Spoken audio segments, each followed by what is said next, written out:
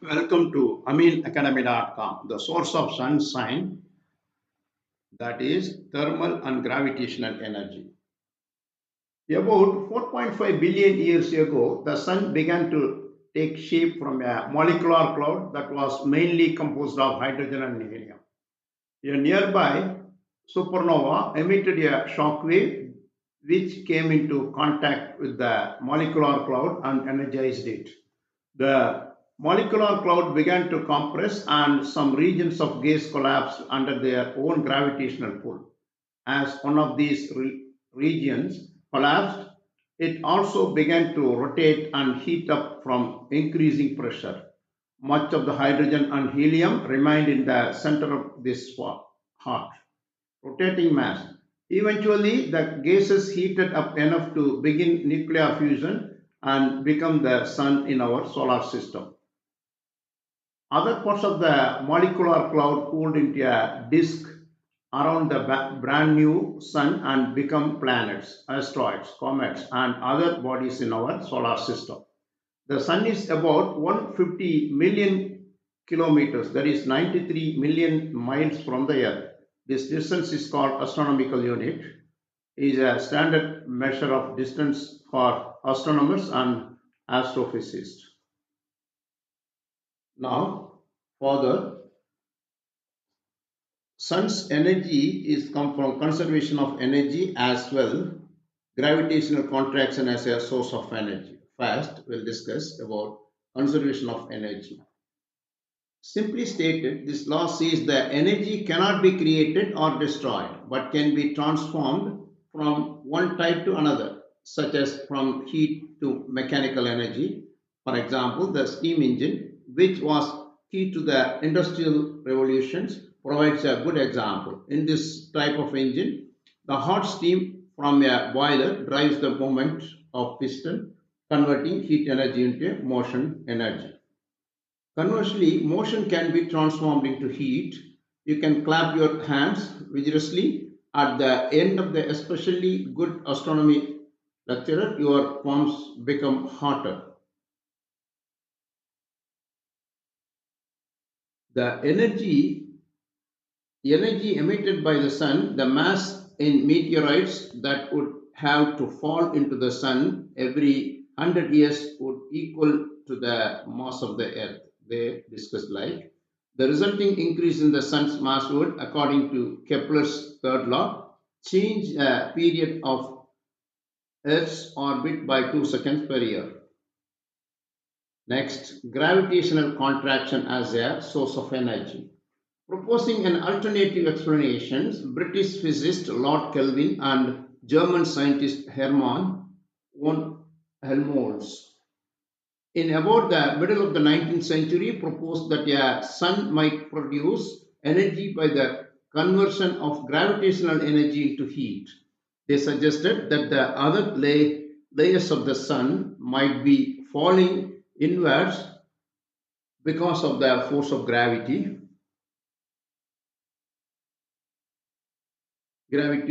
force of in about middle of the 19th century proposed that sun might produce energy by the conversion of gravitational energy into heat. They suggest that the outer layers of the sun might be falling inward because of the force of gravity. In other words, they proposed that the sun could be shrinking in size, staying hot and bright as a result.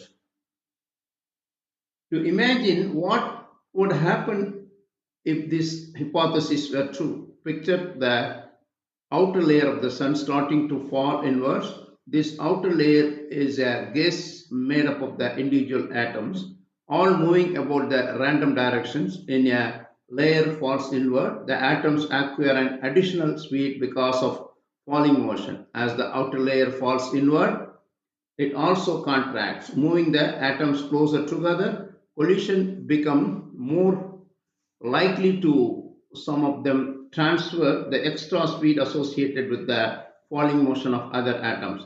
This in turn increases the speed of those atoms. The temperature of a gas is a measure of the kinetic energy, that is motion of the atoms within it. Hence, the temperature of this layer of the sun increases. Collision also excites electrons with the atoms to higher energy orbits.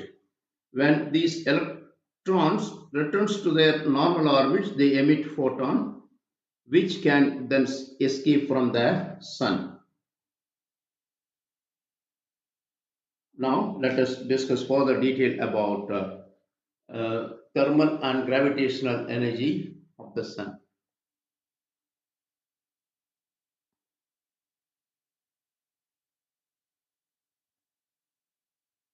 The, the source of sunshine, the source of sunshine is a nuclear fusion at its core, where gravity's immense pressure forces hydrogen atom to fuse into helium, releasing vast amount of energy. This process creates thermal energy, which travels to the surface and is then radiated into the space as sunlight. While nuclear fusion is the primary source, gravitational compression is also fundamental to creating the conditions for this fusion to occur. Nuclear fusion, source of thermal energy. What is it? The sun's core is too dense and hot that hydrogen protons collide and fuse to from helium atoms. Energy release. This fusion process releases energy initially in the form of gamma rays, which are then converted into thermal energy as they pass through the sun's layers. Heat transfer. This thermal energy takes thousands of years to move from the core to the sun's surface, where it is released as electromagnetic radiations, that is sunlight. Gravitational energy, that is a fundamental of fusion. Role in the sun. The immense gravity of the sun is what creates the immense pressure and density in its core, which is necessary for nuclear fusion to happen. Source of gravitational energy. Gravitational energy is a form of potential energy stored in the object based on their mass and position. The sun's immense gravitational pull holds its matter together, creating the conditions for fusion. Relationship to sunshine. Without the sun's gravitational energy, the core would not have enough pressure to cause hydrogen atoms to fuse, and the sun would not produce energy. In summary, we can say that the sun's sunshine is the result of thermal energy produced by nuclear fusion, a process made possible by the sun's massive gravitational energy. So far, we discussed about the source of sunshine in form of thermal and gravitational energy. We have done. Please subscribe our YouTube channel.